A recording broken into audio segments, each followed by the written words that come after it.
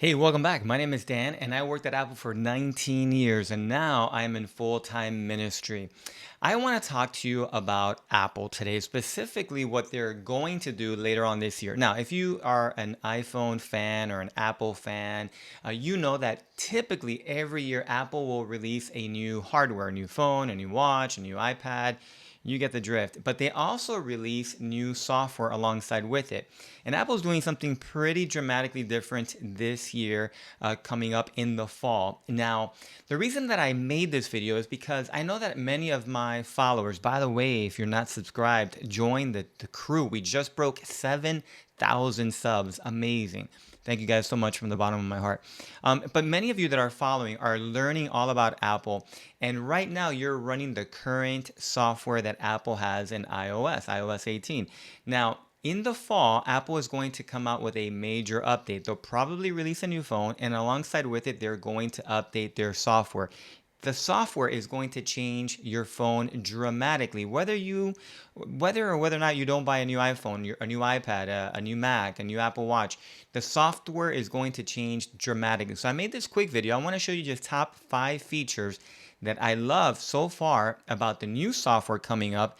And I wanted to just kind of educate us a little bit about what is going on. So let's start off with this. Now, you may know this information already, but this may be all brand new to you.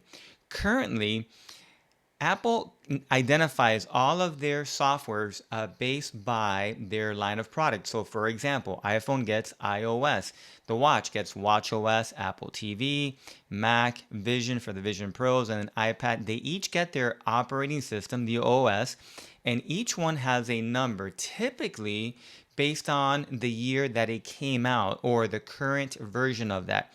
And what that has done, it's created a lot of confusion because a lot of these platforms have different numbers. So this year, Apple is going to just name everybody according to the actual year. Makes sense. So right now, we're going to go from iPhone, iOS 18 to all the way up to iOS 26 and iPad, so forth, so on and so forth. So it may create a little bit of confusion, but aside all of that, the operating system is going to get a major overhaul. So today I want to just show you 5 things that I think are worth noting. And the reason that I'm making this video now, here we are August 1st, about 2 months before the software comes out, is because Apple has already published a beta version that you can download. Now, before you go on running and downloading it, I have been running this software for about a month. So when Apple released the developer software, beta softwares are buggy. They go through your battery. The phone typically runs hotter.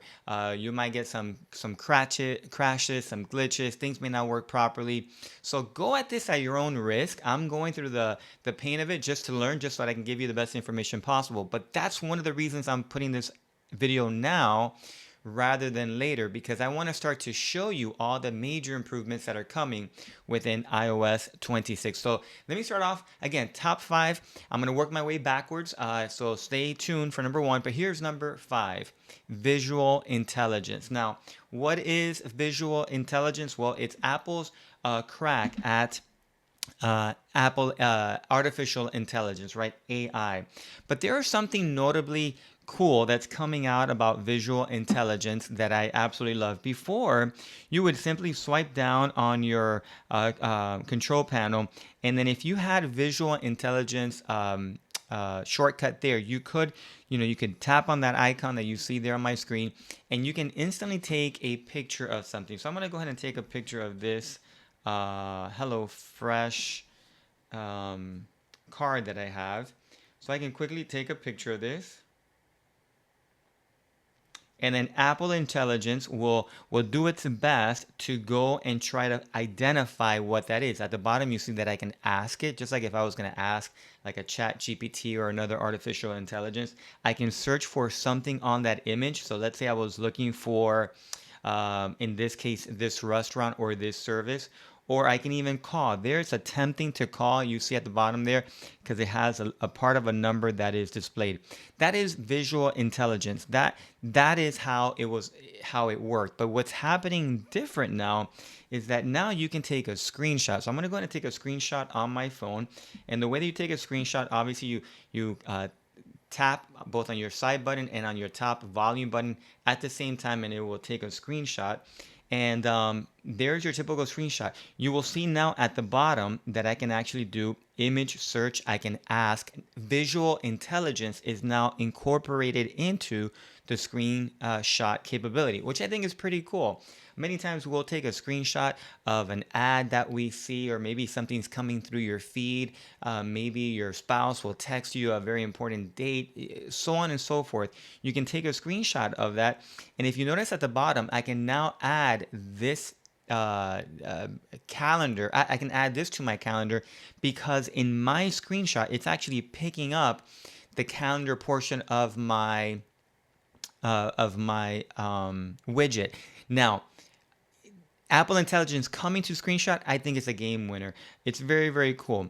I can now also, I can maybe do a circle. If I circle around the device or circle around the area of the picture, now I can ask Apple Intelligence to go and search for that. So I can just simply swipe up and it'll go and it'll find whatever I circled. This is not new to Android, right? If you're an Android user, especially if you're on a Google product, this is not new for you, but it's new for iPhone, and I think it's pretty awesome that it's coming to the iOS platform. Very, very cool. So again, Apple Intelligence coming into screenshot capabilities, and again, if you're taking a picture, maybe a screenshot of something like as a phone number or a calendar, it does have the capability of picking up what it's watching and be able to create a calendar event for you. So pretty cool. That's my, again, number five. Coming in at number five, Apple Intelligence coming to the screenshot capability. Now, what is coming in number four? Believe it or not, it's the camera app. Now, you may not know this about me, but I love taking pictures. I love taking. I'm a big photo nerd, and one of the best things that I think is coming out, or one of the biggest updates that's on iOS 26 is the actual camera app. Now the camera app, they did a lot to simplify it here. So just from opening it up, and I would challenge you, right? Maybe you're watching this video on your Apple TV at home or on your Roku or wherever you watch your YouTube, but maybe you're not on your device. But if you have not updated to iOS 26 and you open up your camera app as you're watching this, you'll notice that the interface is much simpler, much cleaner here within iOS 26. So a couple of things that I want to highlight that I like. Number one, let's just start off at the bottom. The chooser between photo and video. I just got those two choices, and you're like, well, wait a second, Dan. I remember that I can take panos, I can take spatial, I can take portraits, I can do all that stuff. You still can. It's all there. If I just simply swipe where it says photo, I can just kind of hold and swipe, and I now have all of my selections still readily available. But for those people that just don't really care about taking all those different types of photos, it's a very easy photo or video. Where do you want to go? And it's a simple tap, and you can go back and forth. And again, you can always swipe to the left for your video, swipe to your right for all of your picture needs. So I love this new interface. The other thing that I love about the simplified UI is all the way in the top left-hand corner. You'll see in the top left-hand corner where it says RAW. If I tap there, I can now choose any of the photo settings that I want. If I'll tap on video, I get even more settings, right? I get ProRes, log, HDR, HD. I can now select 4K. I can switch between 4K and HD. Before, and if you're still rocking the current version of iOS 18, you'll notice that those settings were a little bit more hidden here, and you would have to kind of tap through each one here. I can just quickly, at a glance, make my selection, and I'm off to the races.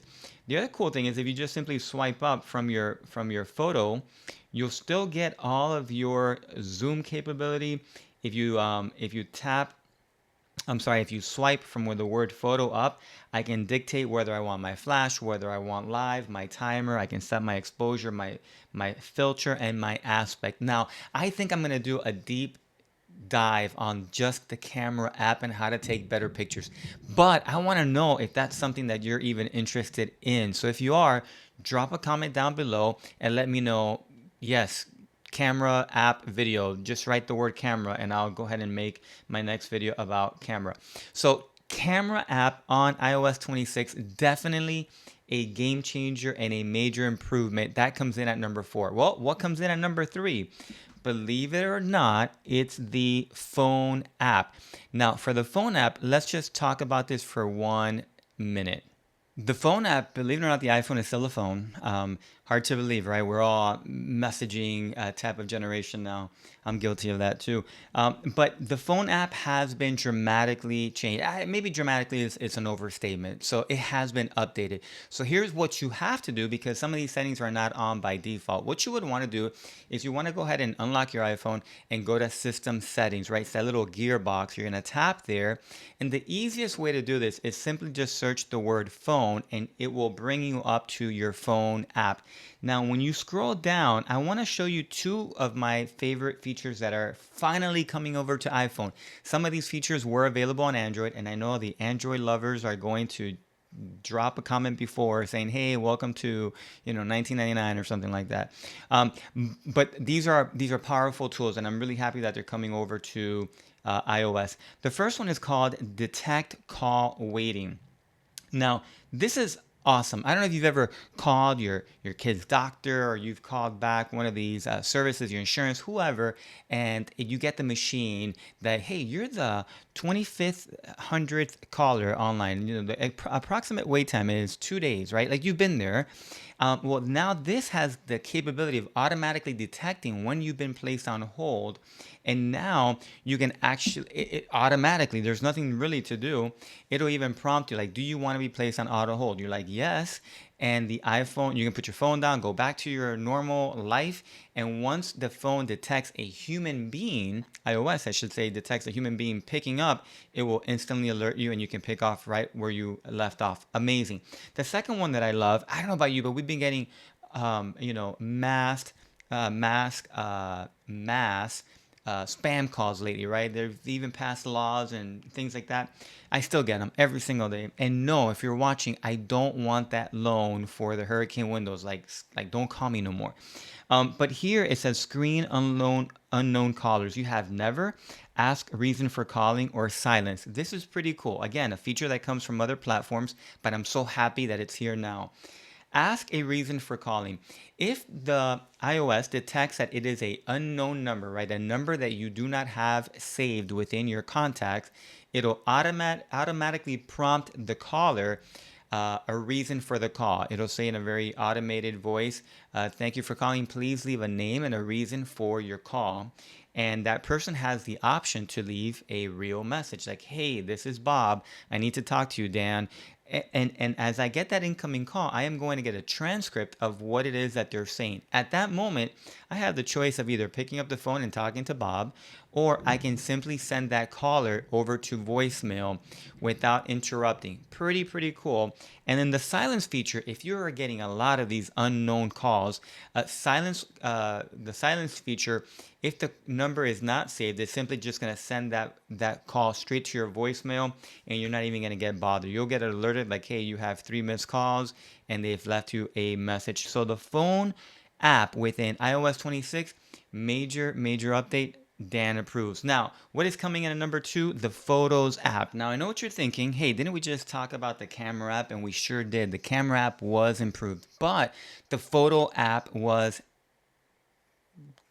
taken back to where it was, where it should have been. Apple updated it in iOS 18, and it was very polarizing. People either loved it, people either hated it. It really changed with the dynamic. We're used to opening up your Photos app and just seeing all your pictures there. Apple tried to organize them, create special albums, special effects. Great tools, but not everybody wanted them where they were at. So Apple is listening, and they brought the Photos app back to where it was, and still gave us even more options, which is pretty cool. So I'm gonna go ahead and dive right here. And the one thing that you'll notice is that now when I'm in my Photos app, instantaneously, I go all the way to the bottom and I have my library and I have my collection. So I have back to normal my standard photo album. And if I tap on collections, I go back to what we're used to today in iOS 18, where I have all the different collections. I have like create an album, from your current vacation. I have all of those features, but the Photos app, thank you, Apple. It came back to where it was. Major improvement. All right. Before I get to number one, nah, I'm just kidding. I'm not gonna keep you holding.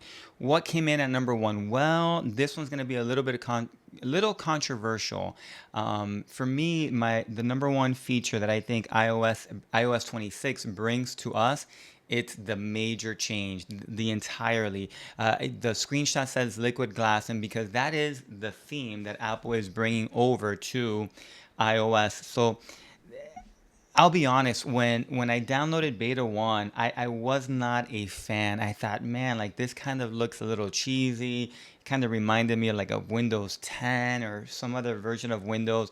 Everything kind of glassy. But the more I play around with it, the more I use it, the more I understand it. And now as I overlap iOS or Vision OS, I start to see. I don't know if you've ever tried the Apple Vision Pros, but everything is very frosted like, very seamless through the glass. And I believe that's what Apple is bringing over to the platform. So I'll show you a couple of simple things. And it's the little things that make it special. So if you look at my screen here, it looks different probably than from your iPhone currently if you're not running iOS 26. And I'm just going to swipe up from the bottom. And these are the little details that Apple is known for. So the theme of liquid glass, they really want you to feel as if you're touching glass and liquid glass at that. So if you look at the fringe of the bottom of this window, you can see how it distorts the palm tree or really whatever's underneath it. You can tell how the icons of the flashlight or the camera are translucent. They're picking up the color behind it. Like this is honestly more difficult than what it seems. And for an effect that you're just going to swipe up and unlock your device without even thinking about it, again, goes to show you the level of detail that Apple is willing to make within their devices. Even if I scroll down to Control Center and I go through the different menus, you see behind it the translucency. And again, some of this may change when it comes out to the final Gold Master Edition or the final release, but I think it's pretty awesome. The other thing that is also part of the camera app and really kind of the UI, I'm gonna go ahead and edit this photo. I'm just gonna long press on my desktop, and here I have this image of the palm tree. I'm going to tap on customize. And again, this will happen on any photo as long as it has a clear separation between the subject and the background, right? So if you're taking a picture and there's just enough space between the objects, I've noticed that it does a really good job with this. So first things first, we can now customize our time in different shapes, right? Normally it would just be kind of small onto the top. I can now extend this. I can make it larger. I can obviously change the font size or the font type. I can change the thickness of it, change the color, change the translucency of it. Again, there's that glass effect, and maybe not really visible on the monitor where you're watching, but as I move my phone around, the highlights of the glass will actually shift alongside with it. Again, it's those little minute details. But the other thing that I kind of thought was gimmicky, but the more I play with it, it's pretty cool, is that now on almost any image, you can make it a spatial scene. So you notice that little icon that it has right there, kind of in the center of the screen where it says pinch to crop. You have two icons. You have the three dots, and you have this little hexagon shape. If you tap that hexagon shape, it'll scan the image and it'll make it a spatial scene. So now as I move, you kind of get this 3D effect. And I know that the screen that you're watching doesn't know justice. Like this is pretty cool. I think this is pretty cool. I thought it was gimmicky at first, but the more I've used it, it just gives my phone a different look and feel. And again, this will work in the regular camera app when you're playing around with your personal pictures. Does not have to be just for the lock screen. It works definitely with the lock screen, but not just for the lock screen. It'll work on any picture that you've taken. Again, as long as there's pretty decent separation. Pretty cool. So liquid glass definitely coming all over iOS 26. I think that's my number one reason that I think that you're going to enjoy this when it comes out officially in the fall. But if you're brave enough to download it today, you can by visiting apple.com, and you can download the beta version. But again, beta could be buggy. Now, there are a couple other recommendations, things that I think are also pretty cool. Number one, the snooze. Apple for I don't even, I'm stuttering because I don't even know. You can now change the standard snooze length for whatever reason. It was 9 minutes, and that would mess me up if I was gonna wake up at 6:30 and I wanted to snooze. Now the snooze is gonna come in at 6:30. I had to do math like at 5 a.m. to figure out how many times I can hit the snooze. Now you can adjust the snooze to whatever time you want. The other feature that's pretty cool, again, I think, is the charging. And you probably noticed when I went over to my phone. So I go to my phone here now. You notice all the way at the very top, it says 71% charge, slow charging right now. And my phone is almost charged. It will give you an estimated time of charging until you get to your 80%. Why 80%? 80% in most batteries is the optimum amount of charge you want to give a battery to elongate the life of that battery. It doesn't matter if you're driving a Tesla, if you're driving a Rivian, if you have an iPhone, if you're plugging in anything, you should always charge it to 80%, especially if it's a lithium ion battery, to extend the life. Now, plugging in your device, plugging in your phone, it'll give you an estimated time of what's left to 80%. Pretty cool. Messages also got updated. Messages now, you can actually have a background within your chat similar to WhatsApp. Again, it's those little tidbits that are finally coming over to iMessage. You can now have in chat polls. Again, pretty cool. So much messages got updated, and so did the wallpaper, like I just showed you. Anyways, I hope that you learned something from my top 5 features of iOS 26 as of today. And here's the feedback that I need. If you want a deep dive on the camera app or how to take better pictures with your iPhone, drop me a comment down below. But if you learned something, because that's really my heart, is just really I'm in full-time ministry. I do this for fun. If you were able to learn something, leave it down below. Leave me a positive encouragement. Man, that just makes my day. If you hated the video, cool, thank you for watching, I guess, but let me know what you learned, and how I can make these videos even better. And if you have not subscribed, many of you have not. We just reached 7,000. Mind-blowing to me. Could we make it to 10,000? We shall only see. Anyways, my friends, until next time, I hope you learned something. Catch you soon. Peace.